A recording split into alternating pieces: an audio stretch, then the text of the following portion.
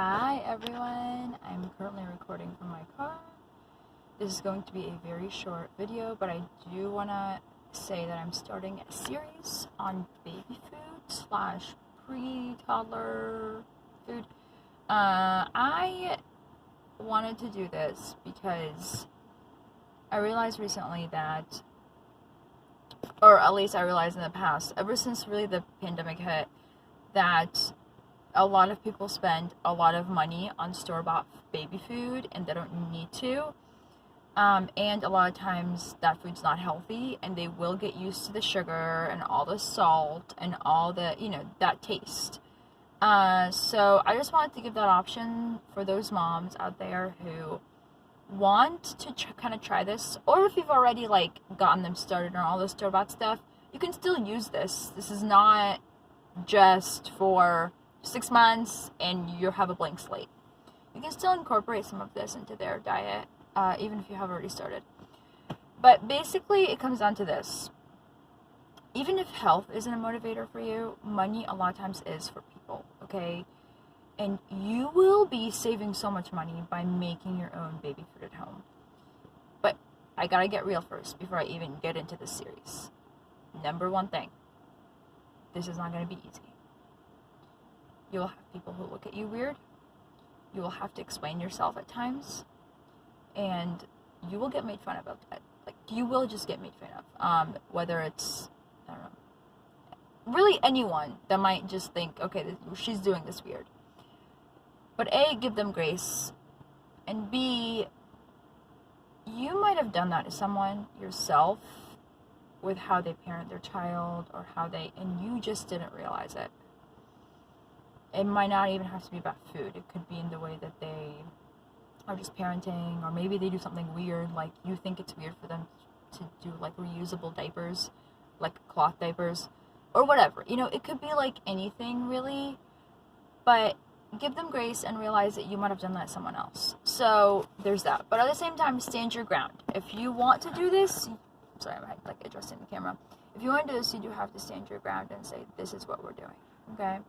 I think that's one of the biggest things in this, is that you just have to realize it's going to be hard, it's going to be work, but that work is so worth it. It's financially worth it, and when you see your child just chowing on a carrot, or I don't know, requesting something that you just never thought they would, you're like, oh, this took so much work, but it's so worth it.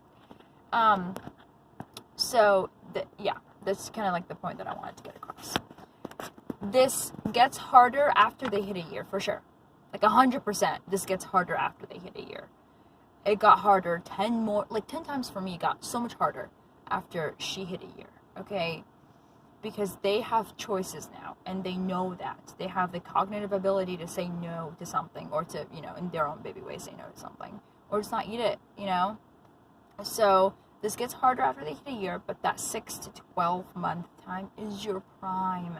It really is, because they probably won't reject much. And you want them to get started really well on their eating habits. So I just want to talk about the mechanics. First thing, make sure if your baby is young, 6 months, and they're just starting, make sure you have an immersion blender or some kind of a blender. I didn't have an immersion blender. I just had a single cup blender, and that was amazing. So most people now have single cup blenders because everyone's into smoothies. So if you have that, great. If you have a normal blender, that's fine too. It's just gonna be extra work cleaning it, and you have to keep that in mind. So yeah, an immersion or some kind of a blender. The bigger one will take a little bit longer to clean, because it just does. It's a big machine for something that's going to be small. So you just have to plan ahead a little bit. And the second thing I want to talk about is what you want to avoid in this 6 to 12 month mark. You want to avoid sodium. Do not season the food. I'm just to be honest about it, because they're probably getting enough salt from you if you're still nursing. And if you're not, I think formula has sodium in it, but I don't know much about formula, so just look that up. They're not going to need sodium around this time.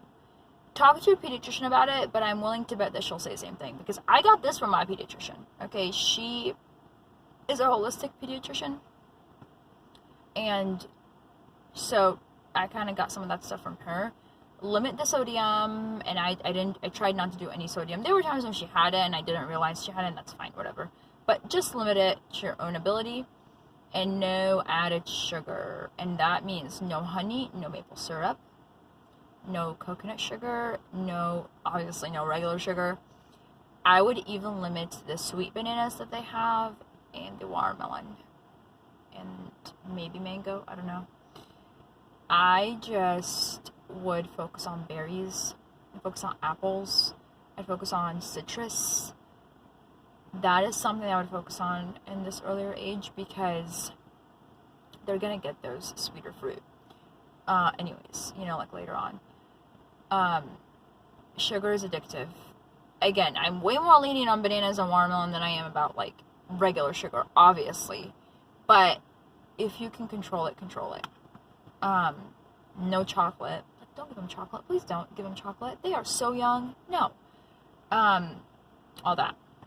Now, I'm not necessarily going to talk about exactly what to give them in this series. It's going to be multiple video series and all that. But I want to specifically focus on how you can get them to start off eating what you are eating. And so this is going to be my first tip here before I go. Number 1. Let's say you're making roasted butternut squash, potatoes, and chicken for dinner. And they just started solids and that whole thing. Okay? Just exclude their potatoes and butternut squash on the side before you put in the oven. Don't season that. Make sure that those things that they're going to eat, don't season it. Okay?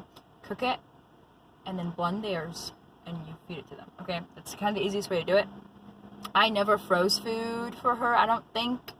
Like, now I'll freeze smoothie packets and stuff, but, like, when it comes to, preparing for the future and making sure she has... The thing is, their taste buds are going to change, and you don't want to worry about food waste, because you're trying to save money by doing this, okay? You do not want to worry about food waste at all. And I do think it can get really wasteful if you cook a whole thing of butternut squash, and you blend it, and you put it in all these little cute jars, and you put it in the fridge, and then you realize, oh, wait, they went bad after 2 days, or, oh, wait, they're not eating it. Or, oh, wait, it takes forever for them to thaw. You don't need to do that.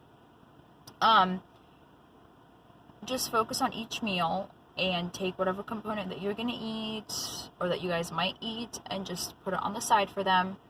And, just make sure not to season that and all that. I am not a dietitian. I'm not a pediatrician. I'm none of those medical people. Okay, if you are concerned about some of this, or if you just talk to your pediatrician about it, I will say my pediatrician told me no grains, and I believed her because I agree with her on it. We did not start her off on rice cereal. She didn't even have that till like 9 months, I think, and even then I was like really strict with it. So whatever you want to do, you want to make sure that it's okayed by your pediatrician. I don't want to get in trouble for any of this. So there's that.